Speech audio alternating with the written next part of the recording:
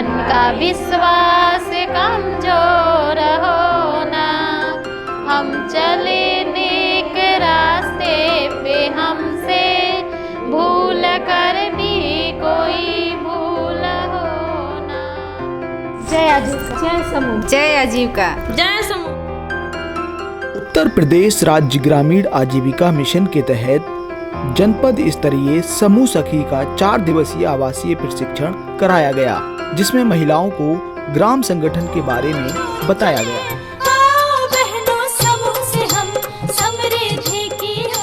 राष्ट्रीय ग्रामीण आजीविका मिशन के तहत जो जुड़ के आप लोग समूह सखी का कार्य कर रही हैं, आपको सीखना है ग्राम संगठन क्या है, ग्राम संगठन क्यों जरूरी है, ग्राम संगठन बनता कैसे है, यही सीखना है। तो दीदी जैसे समूह में एक एक महिला को जोड़ के कम से कम 10 और ज़्यादा से ज़्यादा 14 दीदी को मिला करके एक समूह बनाया जाता है। उसी तरह से यहाँ आप लोग जब ग्राम संगठन बनाना शुरू करेंगी तो उसमें क्या करना है, आपको समूहों को जोड़ के ग्राम संगठन बनाना है। समूह टोले को जोड़ता है और ग्राम संगठन गांव को जोड़ता है। समूह में कम से कम 10 सदस्य और ज़्यादा से ज़्यादा 14 सदस्य को जोड़ के आपने समूह बनाया।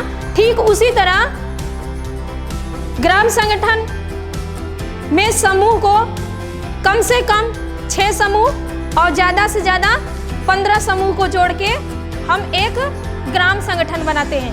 ग्राम संगठन क्यों बनाते हैं, क्यों जरूरी है? तो ग्राम संगठन इसलिए दीदी जरूरी है कि समूह से हम एक छोटा काम कर सकते हैं, लेकिन बड़ा काम करने के लिए हमको बड़े संगठन की जरूरत होती है दीदी। बड़े काम करने के लिए बड़े संगठन की जरूरत होती है। तो बड़ा संगठन कब बनेगा? जब कई समूह को जोड़ेंगे, जहां दीदी की संख्या ज़्यादा होगी वहां बड़ा संगठन बनेगा।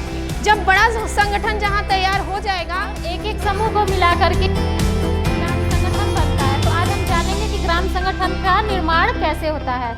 सबसे पहले दीदी जितनी समूह है, 6 समूह का गठन हो गया है तो 6 समूह का आम सभा लगाएंगे। आम सभा लगाएंगे तो उसमें से 3-3 पदाधिकारी का चयन करेंगे, अध्यक्ष, सचिव और कोषाध्यक्ष। 3-3 पदाधिकारी को चयन करेंगे तो हमारी कार्यकारिणी समिति कहलाती है, यानी ईसी मेंबर, इंग्लिश में बोलेंगे तो ईसी मेंबर और हिंदी में कार्यकारिणी समिति। फिर ईसी मेंबर में से फिर एक लोग का चुनाव करेंगे, यानी कि 12 दीदी का चुनाव करेंगे। तो वो 12 दीदी को मिला करके एक बीओडी का निर्माण होता है। बीओडी का मतलब है निर्देशक मंडल, ठीक। अब जब 12 दीदी को हम बीओडी बना देते हैं तो बीओडी बनाने के बाद उन 12 दीदी में से हम एक पदाधिकारी का चयन करते हैं, यानी 5 पदाधिकारी। समूह में कितनी होती हैं पदाधिकारी? 3 पदाधिकारी, लेकिन ग्राम संगठन में कितनी पदाधिकारी होती हैं? 5 पदाधिकारी। तो बीओडी में से हम जो 5 पदाधिकारी का चयन करेंगे वो हमारी ओबी मेंबर कहलाएंगी, ठीक। तो अब 5 पदाधिकारी कौन कौन होती हैं दीदी? अध्यक्ष, उपाध्यक्ष, सचिव, उपसचिव और कोषाध्यक्ष। अध्यक्ष और उपाध्यक्ष का कार्य है कि ग्राम संगठन के प्रत्येक बैठक में प्रतिभाग करेंगी। अगर कहीं जिला या ब्लॉक पे कहीं बैठक हो रहा है तो वहाँ भी अध्यक्ष को उपस्थित होना है।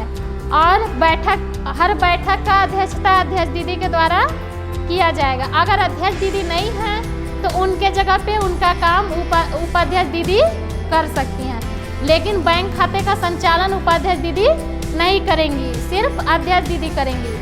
और फिर सचिव और उप सचिव में सचिव का काम है हर महीने बैठक में भाग लेना और ग्राम संगठन के जितने रजिस्टर हैं, जितना दस्तावेज है, सबको सही ढंग से रखना और उसका देख रेख करना, ठीक। अगर सचिव नहीं है तो उनके जगह पे उनका कार्य उप सचिव कर सकती हैं, लेकिन उप सचिव जो है वो ग्राम संगठन के बैंक खाते का संचालन नहीं करेंगी। इसके बाद कोषाध्यक्ष हैं। कोषाध्यक्ष का भी काम है कि ग्राम संगठन के प्रत्येक बैठक में प्रतिभाग करना और ग्राम संगठन के सभी बैठक में जितना भी पैसा आता है उसका हिसाब किताब रखना और उसको सुरक्षित रखना। जो भी ग्राम संगठन में फंड है, जो भी निधि है, जैसे LH फंड हो गया, BRF फंड हो गया, ये सब फंड का देखरेख करना और उसको सही जगह पे लगाना। इसके बाद दीदी ग्राम संगठन बनने के बाद फिर उसमें समितियों का गठन किया जाता है। ग्राम संगठन की उप समितियाँ की वजह से ग्राम संगठन का देखरेख सही से होता है और ग्राम संगठन को आगे बढ़ाने में योगदान मिलता है, सहयोग मिलता है। तो उप समितियाँ भी 4 प्रकार की होती हैं दीदी। पहला होती है सामाजिक कार्य उप समिति, दूसरा खरीदारी उप समिति, तीसरा ऋण वापसी उप समिति और चौथा जांच समिति। चारों समिति का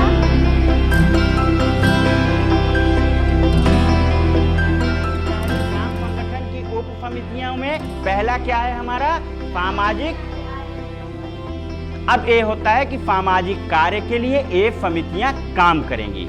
इस समिति में कितने लोग होंगे दीदी? 3 लोग होंगे। कितने लोग होंगे?